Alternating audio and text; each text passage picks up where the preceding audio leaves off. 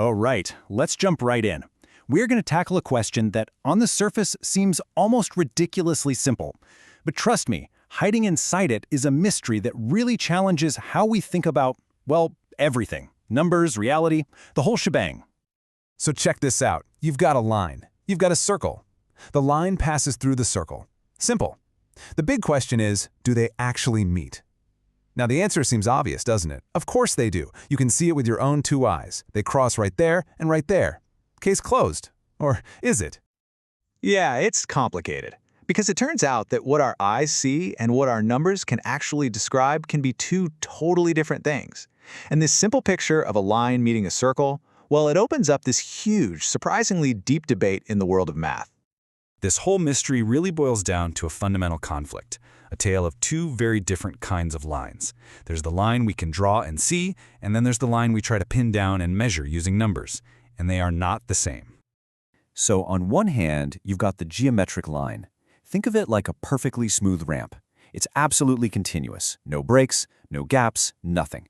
It's what we intuitively see. But the number line, the one we use for coordinates, that's actually more like a staircase. It's made of separate, distinct points, the numbers we can write down, like 1 or 1.5 or 1.51. But even with all the fractions and decimals in the world, there are still tiny, invisible gaps between the steps. And that right there, that's the heart of the problem. What happens if the point where the line and circle meet, this perfect, continuous meeting point, what if it lands between the steps on our number staircase? It exists on the smooth geometric ramp for sure, but there's no exact number, no coordinate to name it. So if we can't write down its address, is it really there? Now this leads us to a really strict, some might say radical, point of view. It's championed by the mathematician N.J. Wildberger, and he takes a very hard line on this. For him, in a lot of these cases, the answer to our question is a big, fat no. So his argument, and we're paraphrasing here, is basically this. If you can't pinpoint the meeting spot with exact rational coordinates, we're talking simple fractions here, then as far as the math is concerned, they don't meet. All those other numbers, like the square root of 2, he sees them as just approximations, not a real, precise address for a point. Let's just break down his logic for a second. For meat to be real, you have to be able to name its coordinates with a clean, exact number. Irrational numbers, like the square root of 2, just don't make the cut. They're fuzzy. So if the only way to describe the meeting point is with one of those fuzzy numbers, his conclusion is pretty stark. They don't actually meet. They just miss each other, mathematically speaking. So what do we do? Is our intuition just completely wrong? Well, not so fast.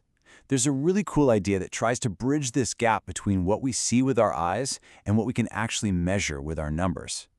And this idea introduces a new word, the contenube. It's a bit of a weird term, but just think of it as the conceptual space that exists between the steps on our number staircase. It's a way of saying, hey, we know there's stuff in those gaps, and we're going to give that stuff a name. It's a place where a meeting can happen, even if we can't give it a neat numerical address. And here's how this one little idea kind of solves the whole problem. Step 1, you just have to accept that this space, this continuum, is a real thing. Step 2, you allow for meeting points to exist there, in those gaps.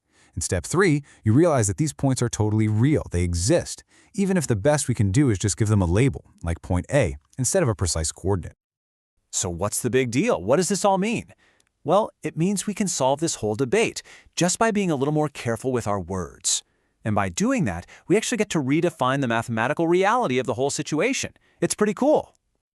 Okay, let's put these two worldviews side by side. Before the continuable, intersect is just what you see, a visual crossing.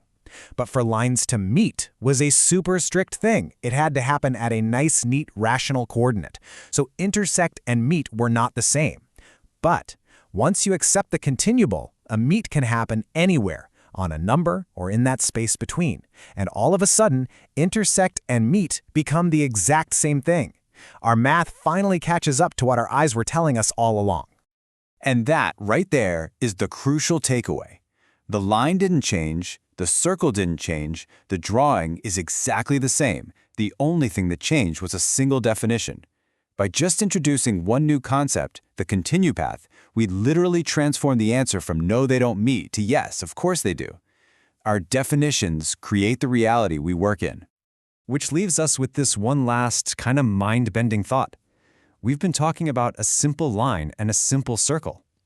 If our system of numbers, our best tool for describing the universe, struggles to perfectly capture something this basic, what else gets lost in translation?